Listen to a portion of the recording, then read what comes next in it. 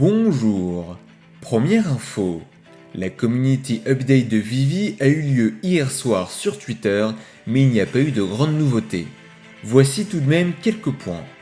Concernant la Viviverse en phase bêta, cela a mis du temps à être mis en place car apparemment les NFT seront encore de meilleure qualité que sur le téléphone.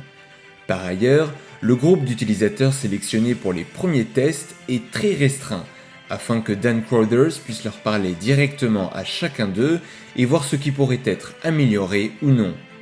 Dan Crowders a ajouté qu'il est très bullish sur deux points. D'une part le côté social avec notamment les possibilités de messages et de vocaux, et d'autre part les outils que les utilisateurs pourront utiliser pour créer leur environnement. Nous pourrons utiliser des formes en 3D pour construire un univers sur mesure. Concernant les mises à jour de Vivi, des mises à jour de taille minime ou importante sont toujours déployées toutes les 2 semaines environ afin d'améliorer l'application quoi qu'il arrive. Concernant la fonction de crafting, nous n'avons apparemment vu que la surface de son potentiel. Une équipe travaille sur cette fonction afin de l'amener à son plus haut niveau.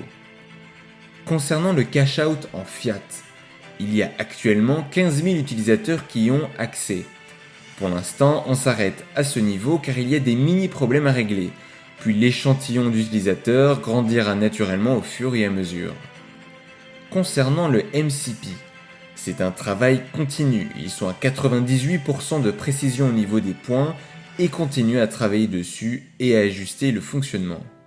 Si vous avez un problème de points, n'hésitez pas à contacter Vivi. Concernant la waitlist, elle se décompose en une première phase qui est la waitlist en elle-même qui privilégie notamment les utilisateurs KYC et la deuxième phase qui est le rebound que les personnes KYC et non KYC ont autant de chances d'avoir. En ce moment, il y a pas mal de problèmes au niveau de la deuxième phase qui est la phase du rebound. C'est ce qu'ils essayent de stabiliser en ce moment. Ils attendent d'ailleurs que la waitlist soit assez stable pour mettre en place l'utilité des points MCP, pour que l'on puisse enfin utiliser nos points MCP. Par ailleurs, une nouvelle possibilité concernant la waitlist devrait arriver. En effet, vous pourrez bientôt rentrer dans la waitlist non pas 30 minutes avant le drop, mais bien 24 heures avant. Si vous avez le nombre de gemmes adéquat pour acheter le NFT au moment du drop, il pourra même s'acheter automatiquement.